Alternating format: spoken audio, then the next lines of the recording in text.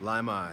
After a traumatic brain injury from a jet ski crash, I'm in the beast's belly, yeah. Any advice on dealing with trauma and existential anxiety for a 24-year-old? Yeah, once again, you're being delivered to the next phase in your life, the next chapter in your life. And the best thing you could do is take note, take notice, be aware, pay attention to what's being delivered to you, what's being shown to you, what's being told to you. It's important to have unconditional self-love, meaning don't judge yourself for the accident and the trauma. Don't judge yourself for not being where you think you need to be.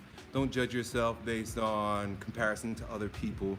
Really, what's key is receptiveness and acceptingness of oneself at that quarter of the clock. The clock is broken up into 4 quadrants, right? And from the top of the clock, 12 to 3 o'clock, is a spiritual quarter. Spiritual is very intangible. When somebody says something spirit, they're talking about stuff you can't touch, stuff you can't see, stuff that you really can't, it's hard to perceive, but maybe you could sense, right? So when you're in that spiritual space, you're kind of existential. It's intangible. The second quarter is the mental quarter, and this is where you start waking up. Oh, it starts making all sense now. Like I just turned 40, so I'm just moving into that second quarter, and I'm just waking up. The past 3 years I've been asleep. That's why you haven't seen much of me. I was in the spiritual quarter. I was being delivered to where my mission is taking me. I was being receptive. I was learning how to be unconditional in my self-love, allowing myself and yourself to be as expansive as you really are. Third quarter is the emotional quarter, and the fourth quarter is the physical quarter, and that fourth quarter is where everything that happens, age 24 to 27 for you, all the seeds that were planted come full circle. And I can only say this because I've seen it happen, and it's fascinating.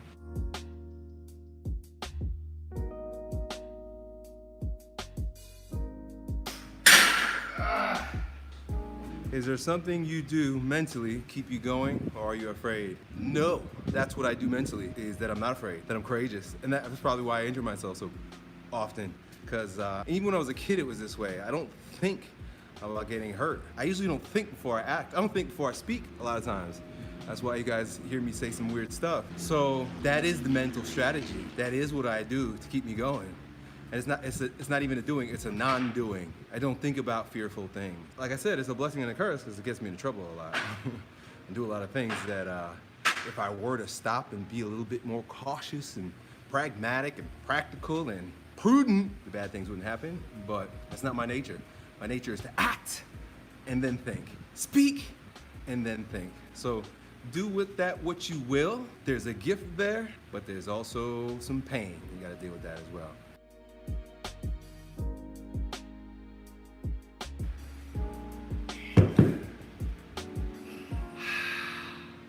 You know, along the same lines as your question, bro, a lot of my popular sayings, my videos, one of which is do the thing you fear, and the death of fear is certain. That's a mantra, that's a way to live.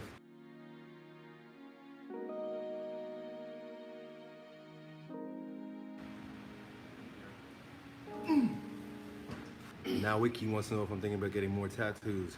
No, no I'm not. In fact, I'm having one removed. It looks a little faded right now. So I just had a laser treatment last week. Don't get tattoos. I don't think it's a good idea. I'm okay with my tattoos, but I think it's okay to make mistakes and then talk to the next generation about the mistakes so maybe they don't make it. So I don't recommend tattoos.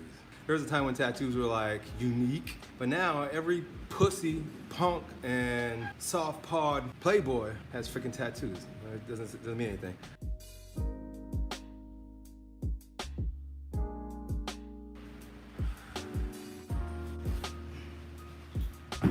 Lucid Tree says, have you tried CBD oil? What do you think about it? I have. I was expecting to get high, like when I smoke weed, and it didn't happen. Elliott should be in a movie. I don't know. I don't know about Hollywood. I don't trust Hollywood.